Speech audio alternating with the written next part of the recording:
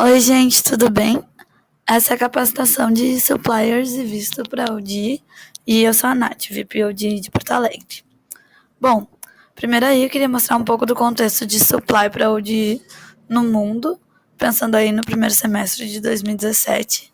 Então a gente tem o Egito como dominante, somos todos Egito, e como top 2 a gente tem a Índia como supplier de ID. Depois disso a gente tem os perdidos, né? Brasil inclusive.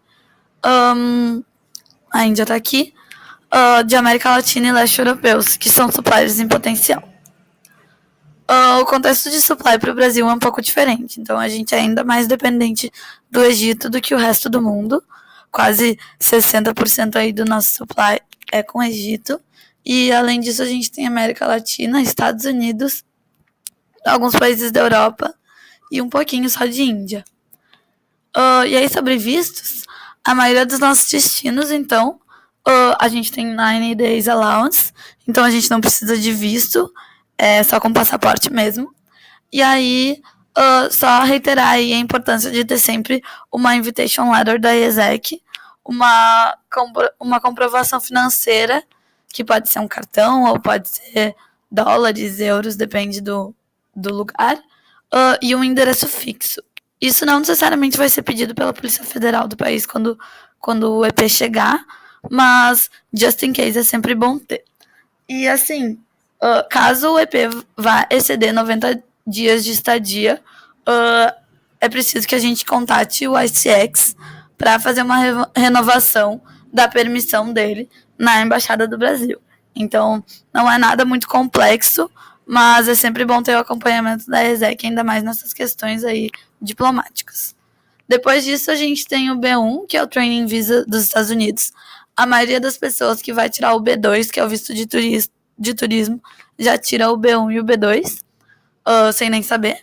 E é preciso agendar uma entrevista presencial no consulado. O consulado tem sedes em São Paulo, no Rio, Brasília, Recife e Porto Alegre. Os documentos necessários são o passaporte, uma invitation letter da ESEC, comprovação de financeira, que pode ser imposto de renda, contra-cheque, extrato bancário, pode ser dos pais, inclusive. E vínculo universitário facilita bastante também na hora de tirar o visto. Muito cuidado, a ICX dos Estados Unidos costuma instruir bem o EP em questões de visto, mas muito cuidado, é sempre bom reiterar que ele não pode falar que ele vai trabalhar fora do país, que isso pode colocar o visto dele em risco. Então, ele tem que usar as palavras imersão em startup, treinamento ou experiência como aprendiz, aí para evitar quaisquer problemas, principalmente pensando que isso vai envolver o nome da ESEC, já que ele vai levar uma invitation letter. Aí depois a gente tem o Business Visa da Índia, e aí muito, muito cuidado, a gente tem tido muitos problemas com esse visto esse ano. Alguns EPs têm tentado tirar o internship também, mas o internship geralmente é um visto que pede um salário mínimo de 65 mil rúpias, então é um salário que a gente não tem para GE.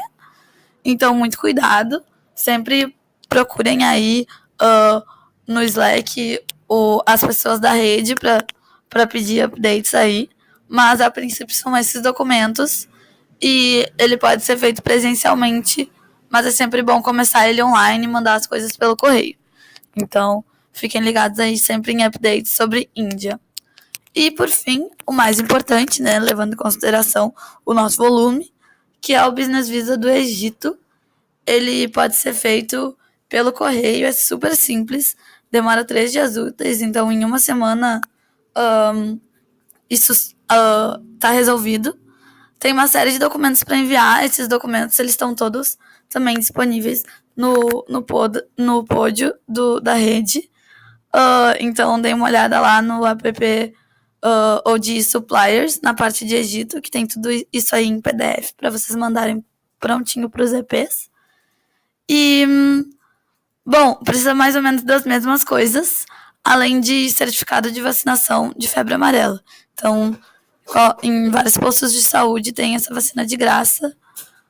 É só, então, pegar a certificação disso depois, que geralmente tem que ser feito em aeroporto. E o valor a enviar geralmente é R$170, mais o Sedex, para eles colocarem no Sedex o teu passaporte e o teu visto na volta. E é isso. Qualquer dúvida, podem falar comigo.